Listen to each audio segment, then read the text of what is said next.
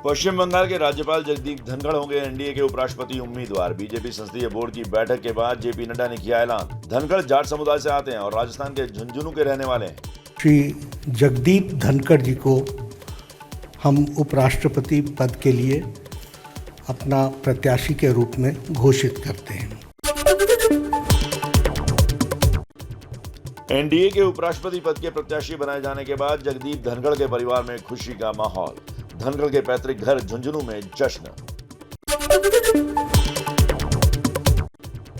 उपराष्ट्रपति पद के उम्मीदवार बनाए जाने के बाद पीएम मोदी ने दी धनखड़ को बधाई। धनखड़ को बताया किसान पुत्र। ट्वीट कर कहा, धनखड़ जी को संविधान का गहरा ज्ञान है। उन्होंने हमेशा किसानों, युवाओं और महिलाओं के लिए काम किया। गृह मंत्री अमित शाह ने भी जगदीप धनखड़ को बधाई दी। कहा, राजस्थान के किसान पुत्र धनखड़ का यहां तक पहुंचना सभी के लिए प्रेरणा। देश के विकास में उनका अहम योगदान। जगदीप धनखड़ को लेकर टीएमसी ने नहीं दी कोई प्रतिक्रिया। बंगाल सीएम ममता बनर्जी ने उपराष्ट्रपति चुनाव को लेकर 21 जुलाई को पार्टी सांसदों की बैठक बुलाई। धनखड़ को उपराष्ट्रपति उम्मीदवार बनाए जाने पर कांग्रेस नेता राशिद अलवी ने कहा, बीजेपी ने चुनाव को देखकर लिया है फैसला। बीजेपी कोई भी फैसला पार्टी हित में लेती है, देश हित में नहीं।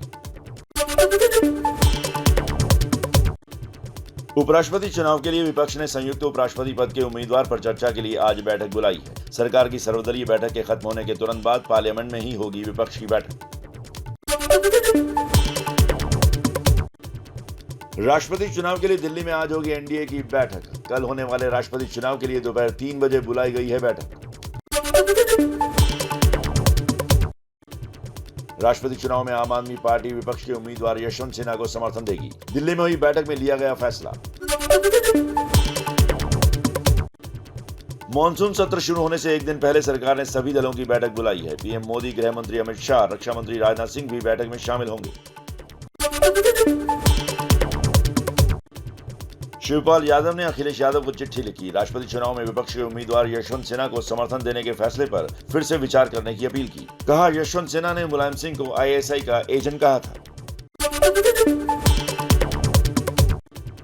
संसद में बैन शब्दों को लेकर अखिलेश यादव का तंज। लिखा, रेवड़ी बांटकर थैंक यू का अभियान चलवाने वाली सरकार युवाओं को रोजगार दे तो वो दोषारोपण संस्कृति से बच सकते हैं। रेवड़ी शब्द असंसदीय तो नहीं। प्रधानमंत्री नरेंद्र मोदी ने यूपी के जालौन में बुंदेलखंड एक्सप्रेसवे का उद्घाटन किया। अब सिर्फ 6 से 7 घंटे में होगा चित्रकूट से दिल्ली तक का सफर। 296 किलोमीटर लंबा है बुंदेलखंड एक्सप्रेसवे। बुंदेलखंड एक्सप्रेसवे को लेकर पीएम मोदी ने कहा, पहले यूपी की कनेक्टिविटी और कानून व्यवस्था बहुत खराब थी, लेकिन योगी जी ने यूपी की तस्वीर बदल दी। पीएम मोदी का बुंदेलखंड को एक्सप्रेसवे के साथ एक और बड़ा तोहफा। सूखाग्रस्त बुंदेलखंड में 75 अमृत सरोवर बनाने का ऐलान किया। बुंदेलखंड एक्सप्रेसवे यूपी के 7 जिलों से होकर गुजरेगा। बुंदेलखंड एक्सप्रेसवे के उद्घाटन के दौरान पीएम नरेंद्र मोदी ने मुफ्त की योजना पर बिना नाम लिए दिल्ली के सीएम अरविंद केजरीवाल पर हमला बोला। कहा, देश में मुफ्त की रेवड़ी बांटकर वोट बटोरने की कोशिश। ये रेवड़ी कल्चर देश के विकास के लिए बहुत घातक है। प्रधानमंत्री नरेंद्र मोदी के बयान पर अरविंद केजरीवाल ने किया पलटवार। पूछा, लोगों को मुफ्त शिक्षा और मुफ्त इलाज देना गलत कैसे? सरकारी स्कूलों में शानदार शिक्षा दे रहा हूं, लेकिन फ्री में शिक्षा दे रहा हूं। मैं लोगों से पूछना चाहता हूं कि क्या मैं फ्री की रेवड़ियां बांट रहा हूं? अखिलेश यादव ने बुंदेलखंड एक्सप्रेसवे पर उठाए सवाल। एक्सप्रेसवे का वीडियो ट्वीट करते हुए कहा, आधे अधूरे बुंदेलखंड एक्सप्रेसवे के उद्घाटन की हड़बड़ी बताती है कि इसका डिजाइन भी ऐसे ही चलता हुआ बना है।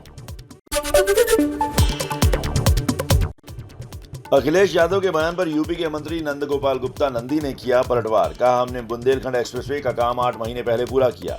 आपके समय में लूट खसोट के लिए परियोजना लंबे समय तक लटकाई जाती थी। गुजरात दंगा मामले में एसआईटी का बड़ा खुलासा। अपने हलफनामे में कहा, तब के मुख्यमंत्री नरेंद्र मोदी को बदनाम करने के लिए तीस्ता सीतलवाड़ को तत्कालीन कांग्रेस अध्यक्ष के राजनीतिक सलाहकार ने दिए थे लाखों रुपए। बीजेपी का तीस्ता सीतलवाड़ को लेकर सोनिया गांधी पर बड़ा हमला। पार्टी प्रवक्ता संबित पात्रा ने कहा, नरेंद्र मोदी को बदनाम करने की साजिश थी। कांग्रेस के कहने पर तीस्ता ने सब कुछ किया। उस वक्त अहमद पटेल सोनिया गांधी के राजनीतिक सलाहकार थे। मुख्य पॉलिटिकल एडवाइजर अहमद पटेल के माध्यम से सोनिया जी ने गुजरात के छवि को धूमिल करने की चेष्टा की। अहमद पटेल पर लगे आरोपों पर कांग्रेस का पलटवार। पार्टी प्रवक्ता पवन खेड़ा ने कहा, जब भी गुजरात का चुनाव आता है बीजेपी नई थ्योरी ले आती है। आपको 8 साल में आपने कोई अच्छा काम नहीं किया जो दिखाकर आप जीत सके अगला चुनाव। हर बार आपको पाकिस्तान की शरण में जाना होता है। महाराष्ट्र की शिंदे सरकार ने औरंगाबाद का नाम संभाजीनगर और उस्मानाबाद का नाम धाराशिव करने का फैसला किया। कैबिनेट बैठक में लगी मुहर। महाराष्ट्र सीएम एकनाथ शिंदे का संजय राउत पर हमला। कहा, लोग कहते हैं मेरे साथ आए 50 विधायक हार जाएंगे। मैं कहता हूं कि अगर एक भी विधायक हारा तो मैं राजनीति छोड़ दूंगा। लखनऊ के लुलू मॉल में नमाज के बाद अब हनुमान चालीसा पढ़ने का वीडियो आया सामने। लुलू मॉल में 2 युवक जय श्री राम का नारा लगाते हुए हनुमान चालीसा का पाठ करते नजर आए। पुलिस ने दोनों युवकों को भेजा जेल। लखनऊ के लुलू मॉल में नमाज पढ़ने का विरोध। भारी संख्या में लुलू मॉल पहुंचे प्रदर्शनकारी। पुलिस ने प्रदर्शनकारियों को हिरासत में लिया।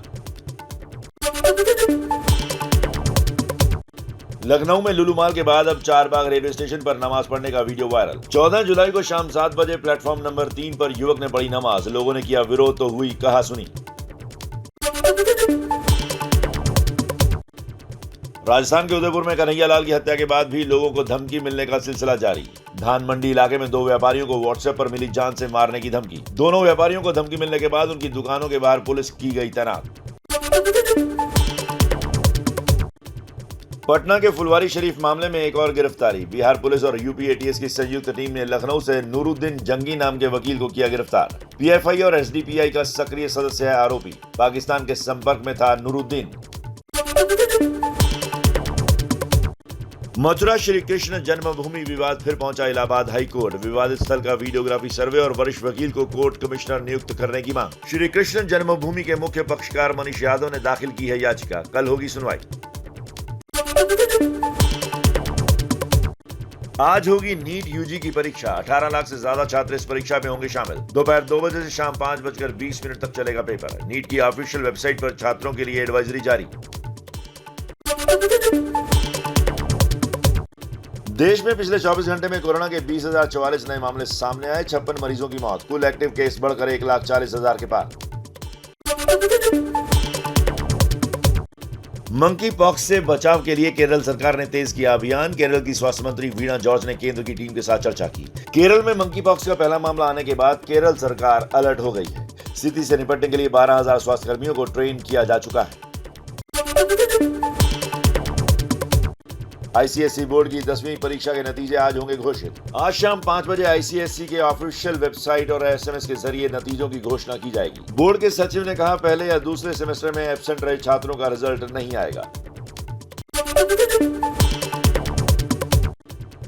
भारत चीन के बीच आज होगी 16वें दौर की सैन्य वार्ता। पूर्वी लद्दाख सीमा पर मौजूद गतिरोध को दूर करने के लिए होगी वार्ता। ये वार्ता एलएसी के भारतीय क्षेत्र चुशुल मोल्डो बैठक स्थल पर होगी।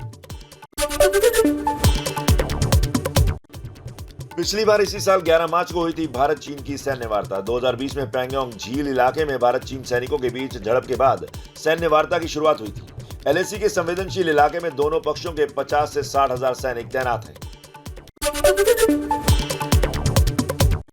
यूपी की राजधानी लखनऊ में दबंगों के हौसले बुलंद। ठाकुरगंज इलाके में जश्न के दौरान युवक ने की हर्ष फायरिंग। वीडियो सोशल मीडिया पर वायरल है। वीडियो में युवक हवाई फायरिंग करता नजर आ रहा है।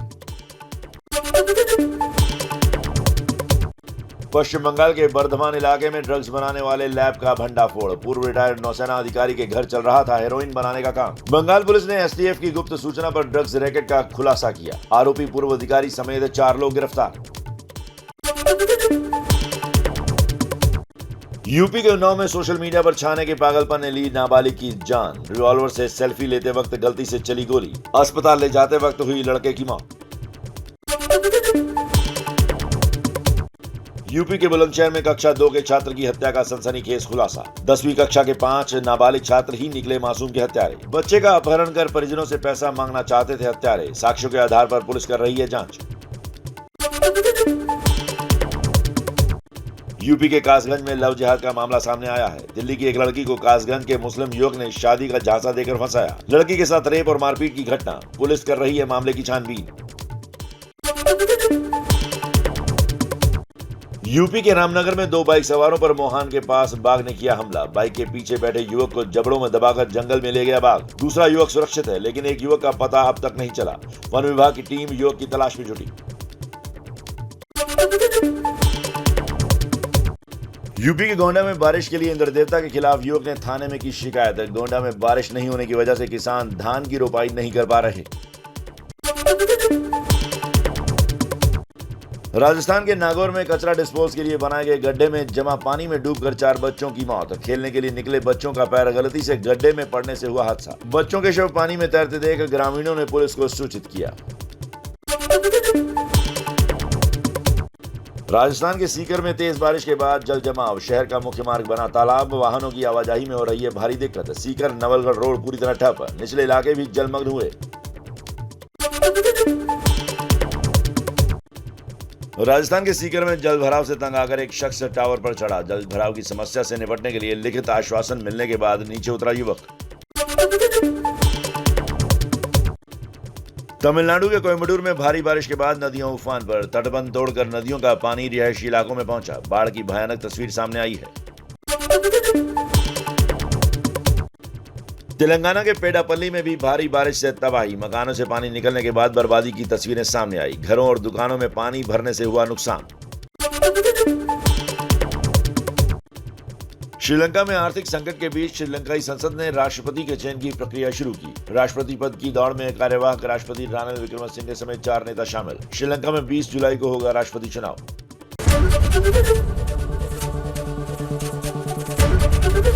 एबीपी न्यूज आपको रखे आगे।